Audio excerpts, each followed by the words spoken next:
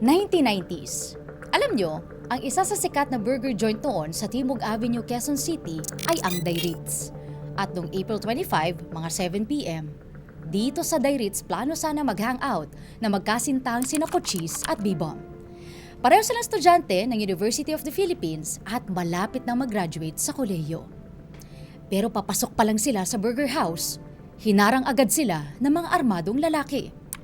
Si Cochise, kahit isang matangkad at athletic na lalaki, hindi na nakapalag. Pinusasan siya agad ng mga lalaki na later on napag-alamang mga pulis. Si B-Bomb naman, sa pilitan rin nilang isinakay sa itim na sasakyan.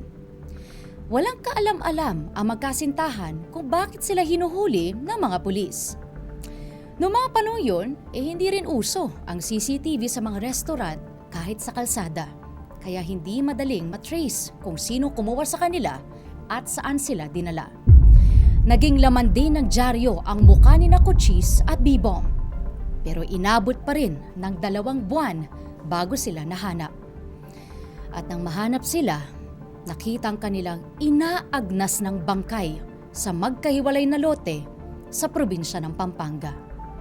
Naging sensational ang kasong ito dahil ang mga dumukot ay mga pulis. Ang mastermind ay isang maimpluwensyang negosyante. Ang motibo ay paghihiganti at may theory pa na mistaken identity ang nangyari. Pero ang mas nakakalungkot sa nangyari, ang mga biktima ay 2 batang college students na punong-puno ng promise of a bright future. So, paano nga ba konektado ang lahat ng ito? Yan ang ikukwento ko. Ang pagdukot at karumal-dumal na pagpatay sa UP students na sina Cochise at B-Bomb. The gruesome murder occurred the night of April 25. Ernesto Bernabe II and his girlfriend Ana Lourdes Castaños were abducted by 4 armed men in front of the Ritz Ham and Burger House located at Timog, Quezon City. About 2 months after the abduction, the decomposing bodies of Cochise and B-Bomb were recovered from shallow graves in San Fernando, Pampanga.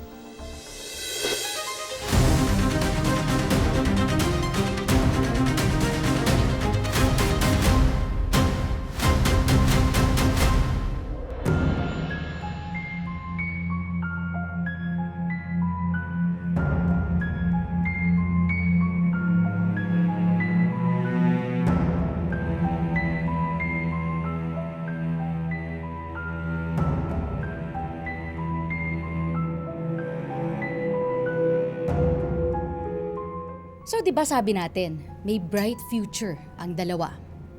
Noong time na yon, si Ernesto Bernabe II o si Cochise ay 26 years old na graduate na ng UP Law School. Sa katunayan, nagre-review na lang siya para sa parating na bar exams noong taon na iyon. Galing si Cochise sa mayamang pamilya at anak pa siya na isang fiskal. Mestizo, athletic at isa sa pinakamatalino sa kanyang klase. Student leader pa si Cochise that time. So very promising talaga ang future niya. Sabi pa nga ng mga malalapit niyang kaibigan, tingin nilang magiging isa siyang magaling na politiko at pangarap-pangaraw niyang maging Pangulo ng Pilipinas.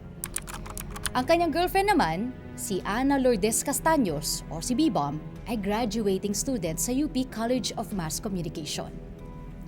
Matalino, maganda at dedicated sa kanyang pag-aaral. Disiplinado at magalang sa mga magulang ang 2 magkasintahan. Kaya nang hindi umuwi ang 2 sa kanya-kanyang pamilya noong gabi ng April 25, 1990, kinabahan ang kanilang mga magulang. So, ano nga pa talagang nangyari noong gabi ng April 25, 1990? Bandang 7:00 ng gabi, umalis muna sa bahay ng mga Castaños sa Quezon City sina Cochise at B-Bomb sakay ng isang green na Lancer.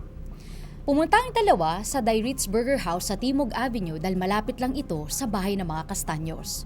Pagpark nila sa harap ng Burger House, isang itim na sasakyan na walang plaka ang pumarada sa tapat ng sasakyan nila. May sakay itong 3 lalaki. Bumaba yung 2 sa kanila na mga armado. May 2 baril na bitbit, isang handgun at isang long firearm. Nagpakilala sila sa mga tao sa lugar na mga pulis sila. Isa sa kanila si Patrolman Enrico Dizon, isang pulis na naka-assign sa Pampanga PC Intelligence Unit. Ang isa naman ay ang police trainee na si Robin Manga. Sa loob ng itim na kotse, nandoon si Private First Class Roberto Lising alias Rambo. 1990s ito, so noong mga panahon na yun, iba pa talagang title ng mga ranggo ng mga pulis. So, nilapitan ng mga pulis si Cochise at pinusasan. Bakit? Tanong ni Cochise sa mga pulis, pero hindi siya pinakinggan. Sa pilitang sinakay si Cochise at si Bebom sa likuran ng Green Lancer, yung kotseng gamit nila. Umiiyak at nagmamakaawa si Bebom nito kasi kahit siya pinusasan ng mga pulis. Ang dalawang pulis na sila Roberto Lising at Enrico Dizon sumakay naman sa harap ng Lancer at minaneho ito. Doon sa itim na kotse, nakasakay at nakakonvoy si Robin Manga. Ang lahat ng pangyayaring ito nasaksihan ng security guard ng katabing establishment ng Dairitz. Doon huling nakitang buhay sina Cochise at Bebom. Hindi na sila nakauwi sa kanilang pamilya at walang clue ang kanilang mga pamilya kung nasaan at ano ang nangyari sa kanila. Puspusan ang pag-iikot ng mga kaanak at kaibigan para lang mahanap ang dalawa.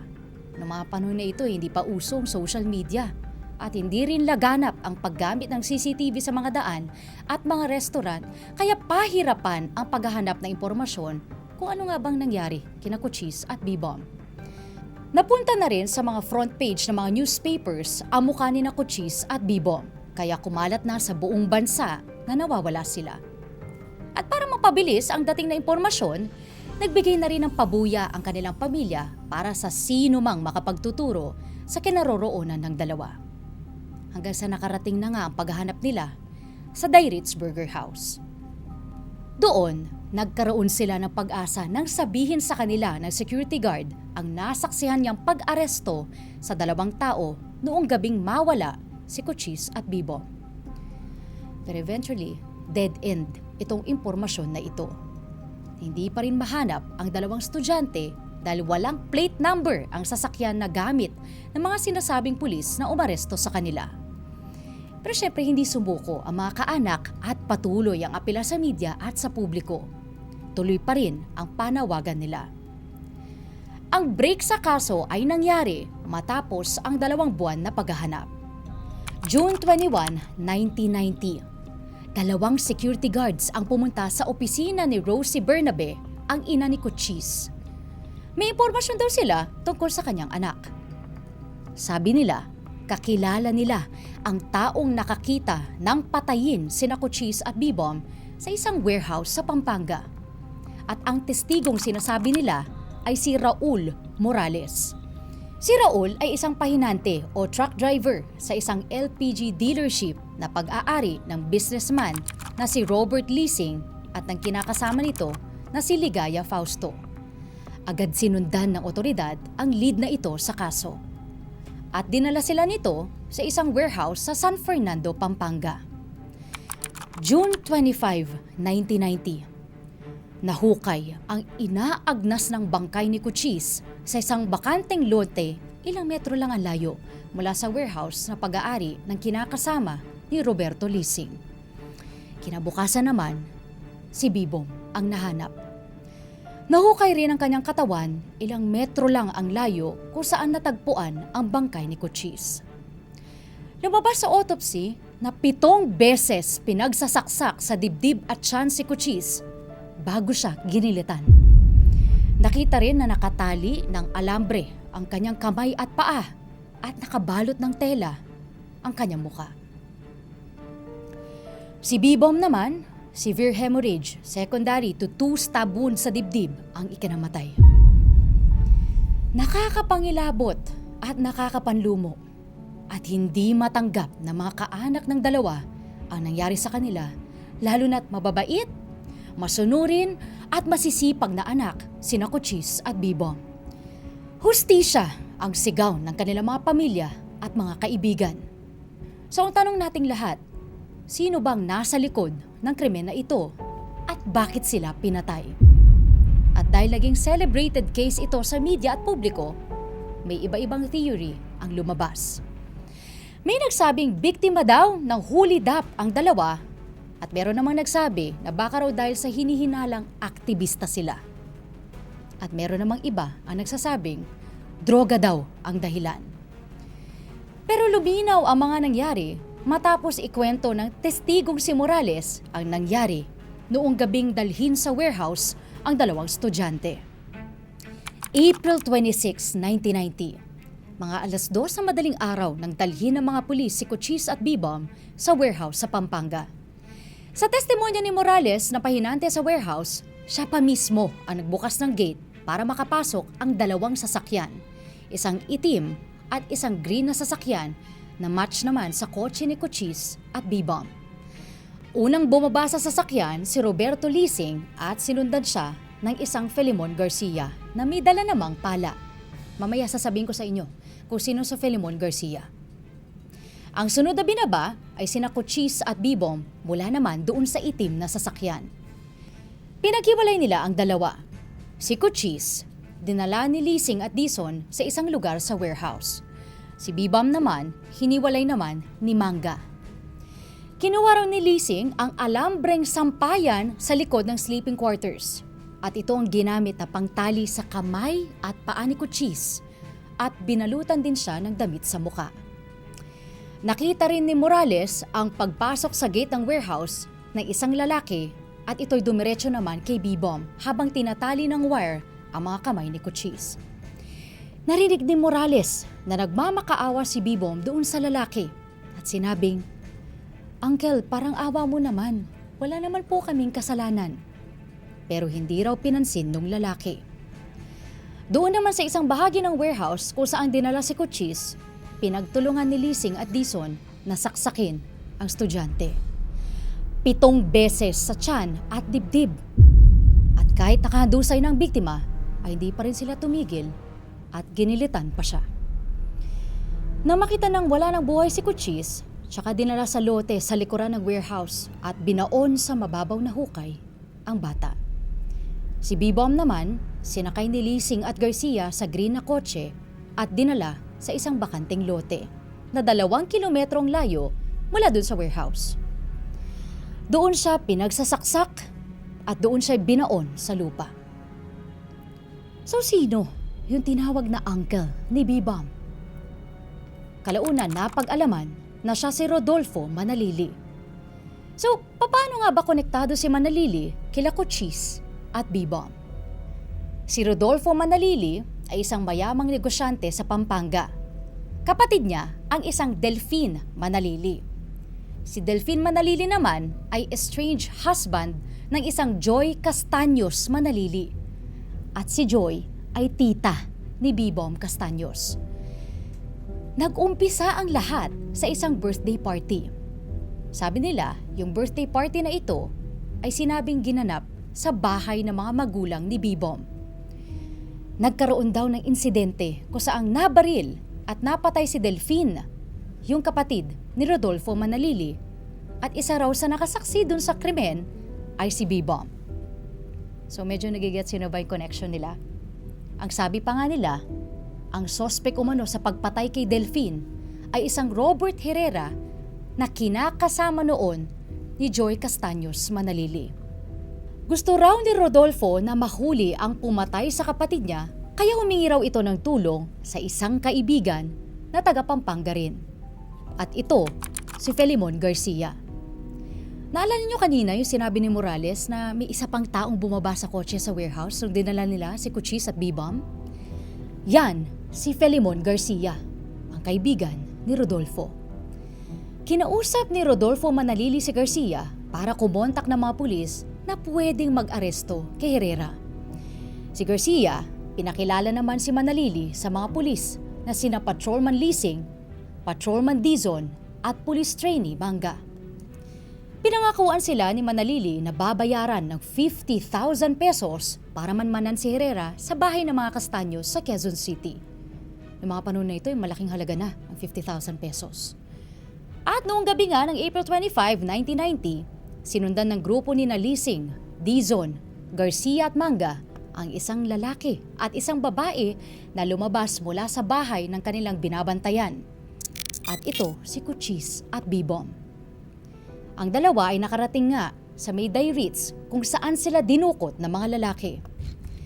Lumabas rin sa mga investigasyon at testimonya na mula sa Quezon City, dinala muna si Cochise at B-Bomb sa isang kwarto sa Valle Verde Lodge sa San Fernando, Pampanga. Doon tinawagan si Manalili para sabihing hawak na nila ang target.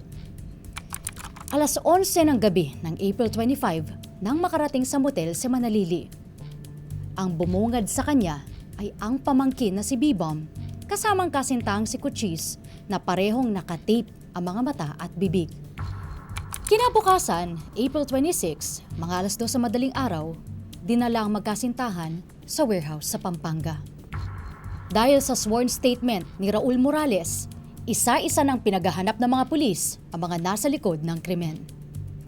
June 30, 1990, naaresto si Patrolman Lising at nang maaresto siya ay agad naman niyang tinuro ang mga kasabwat na sina Filemon Garcia at ang mastermind na si Rodolfo Manalili. Agad nagkasa ng manhunt operation ng pulisya laban sa dalawa. January 4, 1991, 7 buwan mula ng manhunt. Sumuko si Garcia sa National Bureau of Investigation. Dito naman niya pinangalanan si Patrolman Enrico Dizon bilang kasabwat ni Lising. Pero hindi pa rin nahuhuli that time si Manalili. January 16, 1991. Mismo mga superiors ni Patrolman Dizon ang nagsuko na sa kanya sa NBI. Tinuro naman ni Dizon si police trainee Robin Manga na may-ari ng itim na sasakyan na ginamit sa pagdukot kina Cochise at B-Bomb. Kalaunan, natuntun na rin ng NBI kung saan nagtatago si Rodolfo Manalili. All this time, nasa Australia pala siya. At mismong si dating NBI Director Alfredo Lim ang sumundo sa kanya sa tulong na rin ng Australian Police. At dahil nakumpleto na ang mga sangkot sa krimen, nakumpleto na rin ang salaysay sa mga nangyari at lahat sila tinuro si Rodolfo Manalili bilang mastermind. Pero si Rodolfo Manalili, todo deny sa krimen. At ayon sa kanyang salaysay, inamin ni Manalili na binayaran niya si Garcia para dukutin ang hinihinala niyang pumatay sa kanyang kapatid doon sa party sa bahay ni B-Bomb. Ang dapat na target, ayon sa kanya, ay si Roberto Herrera, yung kinakasama ni Joy na tita ni B-Bomb. Pero mali naman daw ang dinukot ni Garcia ng mga kasamang pulis kasi ang dinukot nga nila ay si Cochise at B-Bomb. Sabi pa ni Manalili nung nasa hotel pa lang at nalaman niyang mali ang dinukot, kinausap raw niya si Garcia at si Patrolman Lising na pakawalan ang dalawang estudyante. Sabi pa nga daw niya ibabayaran na lang daw niya ang mga pulis. Kaya lang, parang taliwas ang mga sinabi ni Manalili sa mga testimonya ng pahinanting witness na si Raul Morales. Matatandaan nyo, nabanggit ko kanina diba na nakita mismo ni Morales si Manalili at B-Bomb sa warehouse. Narinig din niya, nagmamakaawa si B-Bomb at tinawag pa nga si Manalili na uncle. At nakita rin ni Morales na si Manalili na nasa warehouse habang pinapatay si Cochise. So ang tanong natin dito, sino nga ba talaga ang nagsasabi ng totoo? July 1, 1992. Mahigit 2 taon na mula nang pinatay ang magkasintahan. Hinatulang guilty beyond reasonable doubt ng Quezon City Regional Trial Court para sa kasong double murder sina Rodolfo Manalili, Roberto Lising, Filemon Garcia, Robin Manga at Enrico Dizon. Ang sentensya sa bawat isa, double reclusion perpetua. Inatasan rin sila ng korte na magbayad ng 3.5 million pesos in moral compensatory damages, funeral expenses at iba pa sa pamilya ni Cochise Bernabe. Nasa 900,000 pesos naman ang dapat nilang ibigay na danyos para naman sa pamilya ni B-Bomb Castaños. Hinatulan ding guilty beyond reasonable doubt sina Roberto Lising, Enrico Dizon at Robin Manga para naman sa kasong crime of slight illegal detention aggravated by use of a motor vehicle. May parusa itong reclusion temporal o pagkakakulong ng 17 taon hanggang 20 taon. Naabsuelto naman ang live-in partner ni Patrolman Leasing na si Ligaya Fausto, yung may-ari ng warehouse, dahil sa kakulangan ng ebidensya laban sa kanya. January 30, 1998. Umapila ang mga akusado sa Supreme Court. Pero kinatigan ng Supreme Court ang hatol ng Quezon City Court. At yung additional na kaso nila Leasing, Dizon at Manga na slight illegal detention, pinabigat patuloy ng Supreme Court sa kasong kidnapping, kaya mula sa reclusion temporal ay umakyat pa sa hatol na reclusion perpetua ang kanilang parusa.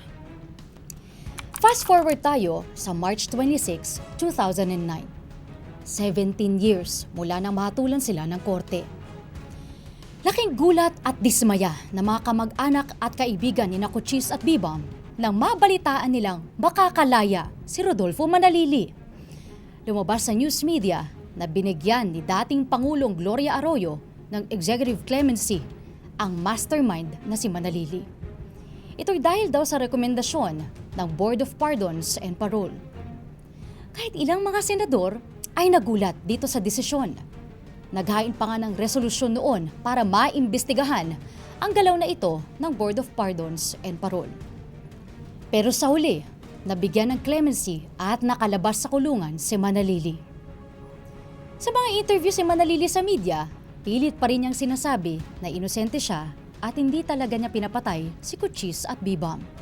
Sabi rin niya, napatawad na rin niya ang mga taong nagdawit sa kanya dito sa krimen. Pero alam niyo, sa pagre-research ko ng kwentong ito, may isang bagay na bumabagabag sa akin.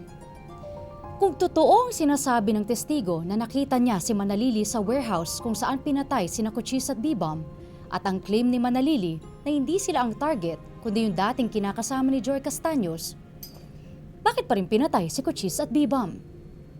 Dahil ba maaaring pinatahimik na lang sila dahil sa pagkakamali o mistaken identity na nangyari? O sila ba talaga ang target? Napabalita kasi noon na may isang anggulong tinitingnan ng NBI na si Cochise talaga ang target. Dahil doon sa party kung saan nabaril ang kapatid ni Rodolfo Manalili, may impormasyon ng NBI na si Cochise lang ang may dalang baril. Pero siguro, ang may alam na lang na totoong mga nangyari ay yung mga nagsagawa ng krimen. Kayo, ano tingin ninyo? Kaso lang ba ito na mistaken identity? O meron pang ibang anggulo na hindi lumabas? At anong opinion nyo sa executive clemency na ibinigay kay Rodolfo Manalili? I-share nyo na ang opinion nyo at mag-like, share, and subscribe na rin sa aming YouTube channel. Ako po si Liza Aquino at ito ang Philippines' Most Shocking Stories.